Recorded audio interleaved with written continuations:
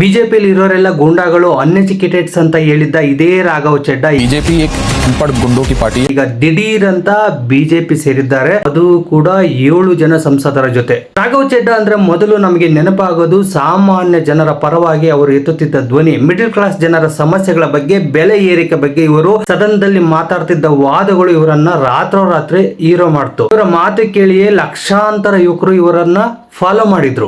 ಆದ್ರೆ ಸದನದಲ್ಲಿ ಇವರು ಮಾತನಾಡಬಾರ್ದಂತ ಸ್ವತಃ ಆಮ್ ಆದ್ಮಿ ಪಕ್ಷದಿಂದಲೇ ಇವರಿಗೆ ಬ್ರೇಕ್ ಆಗ್ತಾರೆ. ಸೋಷಿಯಲ್ ಮೀಡಿಯಾದಲ್ಲಿ ಬಡವರ ಧ್ವನಿಯನ್ನ ಮುಚ್ಚಿಸಿಬಿಟ್ರು ಅಂತ ಹೇಳ್ಬಿಟ್ಟು ಆಕ್ರೋಶ ಹೊರಾಗ್ತಾರೆ ಜನ. ನೀವೇ ಸ್ವಂತ ಪಕ್ಷ ಕಟ್ಟಿ ನಾವು ಸಪೋರ್ಟ್ ಮಾಡ್ತೀವಿ ಅಂತ ಜನ ಹೇಳ್ತಾರೆ. ಆದ್ರೆ ಯಾರೂ ನಿರೀಕ್ಷೆ ಮಾಡದ ರೀತಿಯಲ್ಲಿ ರಾಘವ್ ಚೆಡ್ಡ ತಮ್ಮ 7 ಜನ ಸಂಸದ ಬೆಂಬಲಿಗರೊಂದಿಗೆ ಈಗ ಬಿಜೆಪಿಗೆ ಸೇರ್ಬಿಟ್ಟಿದ್ದಾರೆ.